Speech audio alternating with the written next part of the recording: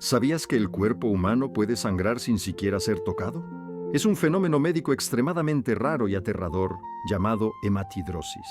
Ocurre cuando el estrés psicológico es tan violento que los vasos sanguíneos explotan literalmente debajo de la piel. Classic religious art style oil painting. Medium shot. Jesus, dressed in humble robes, is kneeling on the rocky ground, clutching his chest in agony. He is surrounded by dark, twisted ancient olive trees that look like gnarly silhouettes against the night sky.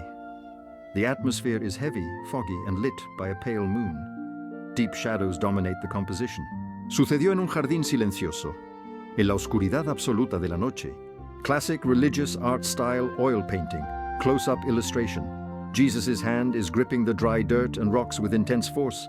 The knuckles are painted white to show the tension. A distinct drop of thick, red blood sweat is falling from off-screen, captured in mid-air, about to hit a cold, grey rock. The texture of the dirt and stone is rough and realistic. Classic religious art style oil painting, dramatic silhouette illustration. The dark silhouette of a Roman soldier is raising a whip, flagrum high, ready to strike. The background is a violent, fiery sunset with intense oranges and reds, contrasting sharply with the cold blue tones of the previous garden scenes. The brushwork is aggressive and dynamic. Classic religious art style oil painting, profound portrait close-up. Jesus' face is wet, streaked with red blood sweat. He is looking up towards a pitch-black empty sky. His expression conveys absolute abandonment, exhaustion, and deep sorrow. The lighting highlights the red sheen on his skin against the darkness. Classic religious art style oil painting, composition with depth of field. Foreground, the back of Jesus' shoulder, trembling, rendered in sharp detail. Background, three blurry, indistinct figures, the disciples, are sleeping huddled under a tree in the distance. The focus emphasizes the isolation of the suffering figure. Classic religious art style oil painting, emotional portrait. Jesus turns his head slightly to look back over his shoulder. Clear tears are mixing with the red blood on his cheek. His expression is one of pure heartbreak and disappointment, yet without anger. Soft moonlight catches the wetness of his face.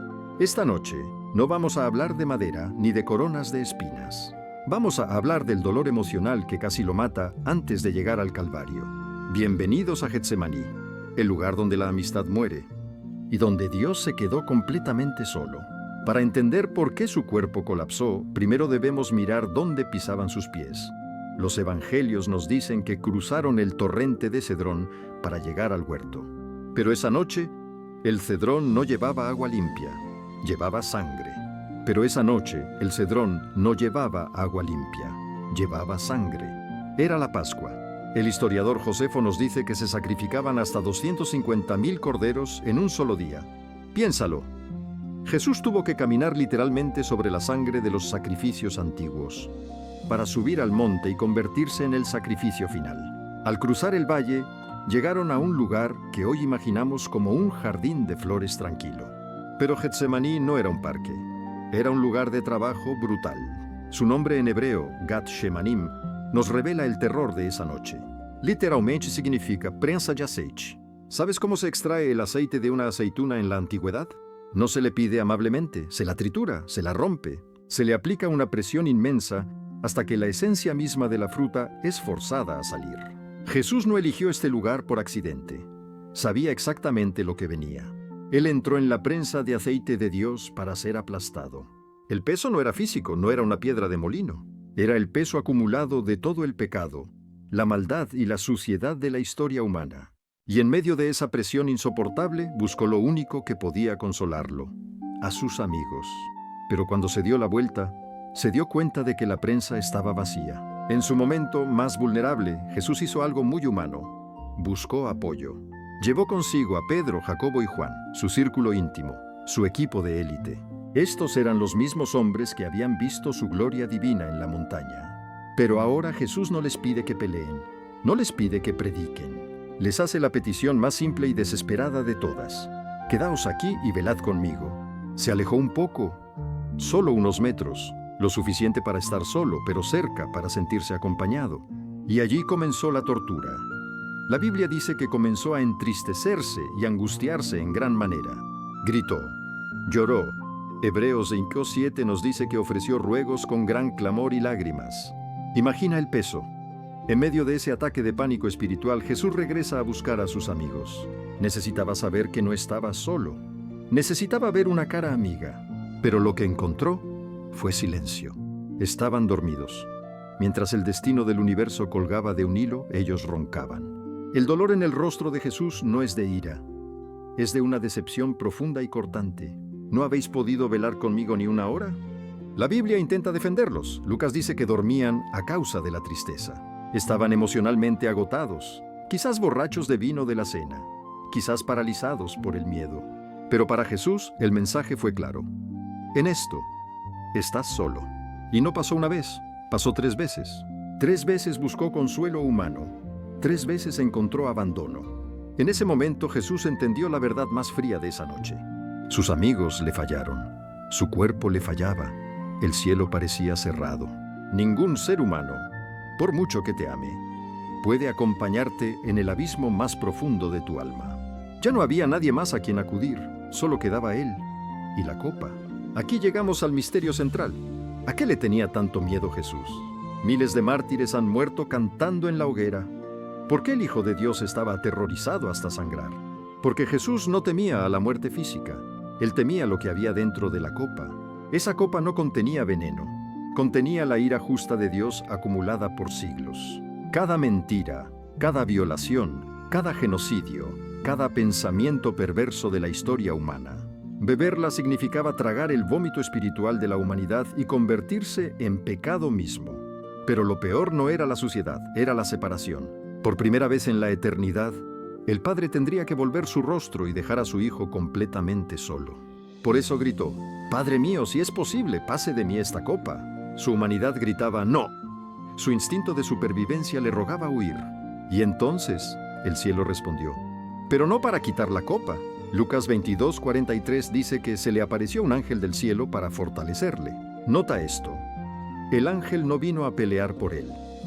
Vino a darle la fuerza para que él pudiera rendirse. Con esa infusión de poder celestial, Jesús dejó de pelear contra la voluntad de Dios y la abrazó. Pronunció las palabras que salvaron al universo. «Pero no sea como yo quiero, sino como tú». El hombre que se levanta del suelo ya no es una víctima temblorosa. Es un rey listo para la batalla. La batalla real no fue en la cruz. La batalla se ganó aquí, en el momento en que aceptó la copa. Ya no hay miedo, solo hay misión. La paz que Jesús acababa de encontrar se rompe violentamente. El infierno llega a la puerta. Una turba armada con espadas y palos, enviada no por romanos, sino por los líderes religiosos, y guiándolos a todos, no un extraño, sino un rostro familiar.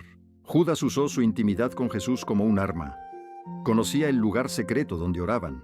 El golpe final de la soledad no vino con un puño, sino con un gesto de afecto, un beso, el símbolo universal del amor, pervertido en una señal de muerte. Jesús no lo empuja, solo le hace una pregunta que debió congelarle la sangre. «Amigo, ¿con un beso entregas al Hijo del Hombre?».